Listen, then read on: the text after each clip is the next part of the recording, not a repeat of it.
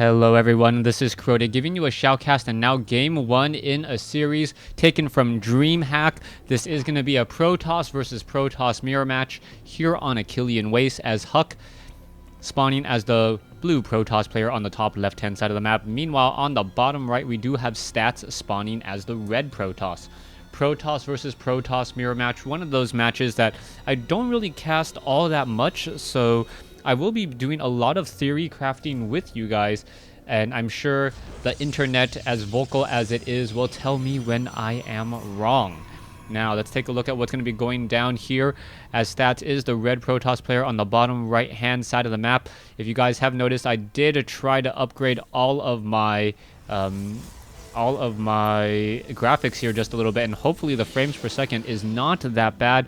Everything is set to ultra, and hopefully you guys notice a little bit of a difference, but I also notice a little bit of lag as well, which may be a downside and may be reason for me to not keep it up at this high settings. All right, let's take a look at what's going to be going down here, as we do see a gateway already coming in, and yeah, I can already tell that NVIDIA, you are wrong. I do not like everything set to ultra. Yes, it looks pretty, but then again, when there's more units on the screen, I want it to still be at least 30 frames a second. Coming back down over here, we can see that Stats is opening up with, I believe, to be a double gas. And yes, it will be... What? No.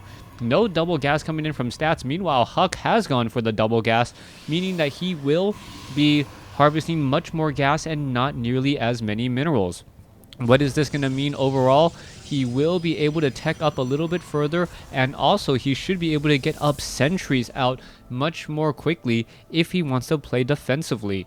Because of that early sentry strategy that a lot of Protoss players do use, it is possible for them to... Oh wait, what is this? Only 2 workers on each gas? No, 3. 2 over here is... Perhaps we will see a third one over there in just a moment. There we go. So it is going to be 3-3. Meanwhile, Stats has decided to go for a third probe, 3 probes down over here, and also getting up his assimilator as well. So far, Stats is a bit behind in terms of supply. You can see that he is also was, I believe, slightly ahead in terms of probes. Not quite sure where all of the minerals are being spent right now, but the Cybernetics core is coming into play, as we now see a second gateway coming in from Stats, surprisingly. Now, a lot of the time, Protoss players don't go for the second gateway until well after a robotics facility, Twilight Council, or Stargate has been placed down. Perhaps he is aware that Protoss players can be very, very aggressive. Even with a mothership core, you tend to need a little bit more defense early on in a Protoss versus Protoss mirror match. You can see Huck doing the same thing as well, setting up that gateway. It is a bit delayed, but then again, that mothership core will be on its way out across the map and trying to do a bit of scouting. The mothership core may pass each other in the middle of the map here, as we are looking at stalkers and mothership cores, both sides moving out, as we are already looking into a Twilight Council by Huck. So we may see a blink up onto the high ground from this down cliff off over here, which would be rather aggressive, as we now see that the stalker is trying to engage. There you see it. Both sides are trying to engage there. You can see a little bit of damage being dealt as the Stalker... Oh, it is going to get stuck here. That could be bad news, as the Stalker did get a little bit slow. He's now going to try to run away over here as the Stalker is engaging off over here. This is a rather interesting fight, as now more Stalkers are coming in by Stats.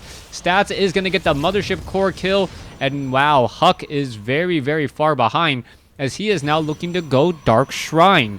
Alright, without that mothership core, he knows that he cannot blink up onto the high ground, quickly changing up his strategy, hoping that his opponent is not going for any sort of detection. With no detection, no Stargate, no robotics facility, it will be nearly impossible to take down these DTs, but the Dark Shrine does take a long bit of time to actually come into play. 60 more seconds to come in. You cannot chrono boost a building as it's warping in, as Stats now setting up that robotics facility, a beautiful follow-up, and it really looks like Huck is not going to be able to fight his way back into this matchup. So far, 2 additional gateways now being added. It is going to be a total of 4 gates, Twilight Council into Dark Shrine. That is not looking good at all. You can take a look at the losses, 250 versus 0. as Stats does have his natural expansion ready to go. It will just need 25 more seconds, and then probes will be transferred down. You can see Proxy Pylon is over here. Will we be seeing Dark Shrine action coming in? It looks like we may, and nope, it looks like we are not. So Dark Shrine perhaps waiting on a couple, as there you go. There are some DTs already warping out straight into the battlefield, and where are they going to be going to next? Oh, these sentries, very, very prime targets. There's a beautiful force field. Stats keeping track of his opponent, noticing the slight shimmer, and wow, a beautiful, beautiful play as the Dark Templars now go after the Nexus.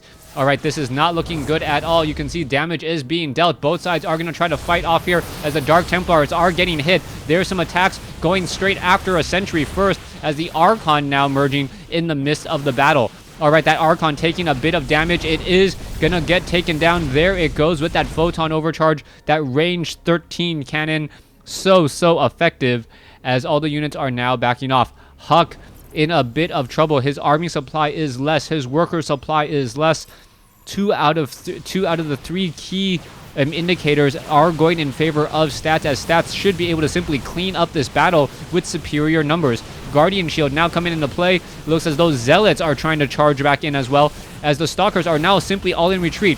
Worker army supply 16 to 19. Somehow the Stalkers are doing a lot of damage here.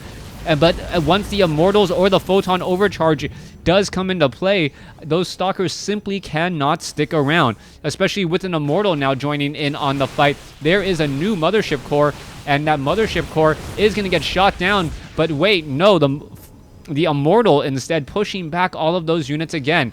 All right, there's a little bit of cannon fodder if I ever saw it. Zealots leading the way as the Immortal going after Stalker after Stalker. It looks as though, yes, the Immortal is doing exactly what it's supposed to do, picking off units with that high burst damage while absorbing a number of rounds of attack from these Stalkers here. You can take a look. The Immortal would have been destroyed if it wasn't for that hardened shields, as the Immortal now regenerates those shields and will be able to take 2 more hits before those shields are depleted.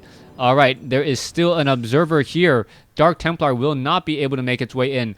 Handful of Stalkers, still no expansion here by Huck.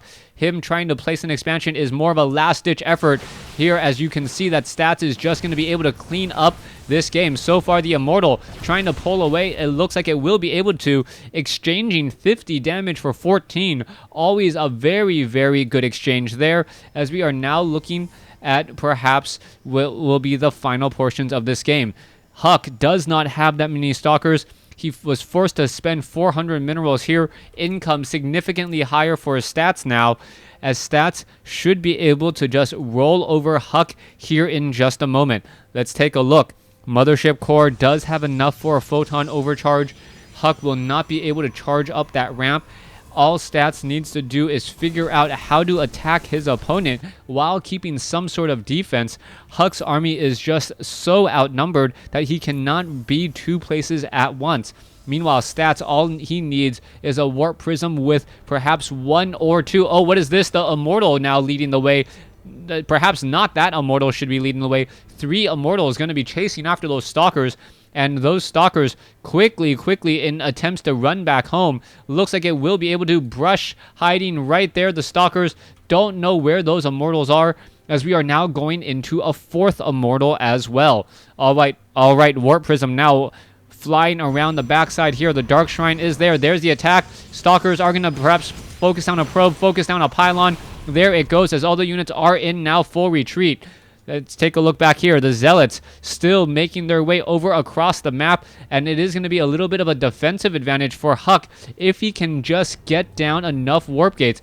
His Mothership Core does not have enough for a Photon Overcharge, so it could deal a lot of damage. This drop could, as the Immortals are now making their way across the map. Stalkers having a very bad day, as here we have the drop now coming into play.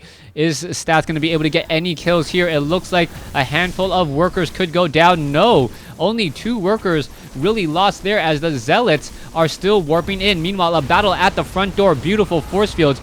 Mothership Core versus Mothership Core, and Stats was able to focus down Huck. Huck just not very aware of what was happening in the early portions of the game. Lost a Stalker, and then was too far out on his opponent's side of the map. Stats came up with 2 additional stalkers to reinforce, and then things just went from bad to worse. Stats able to establish his expansion, and once his expansion was running, Huck didn't really stand a chance. Stats knew he didn't need to push out. He knew he was getting a bit more, or at least was staying even, and his army just grew significantly faster than Huck's. Thanks for watching. Thanks for listening. Hope you guys enjoyed Game 1 in this series. Please stay tuned for Game 2.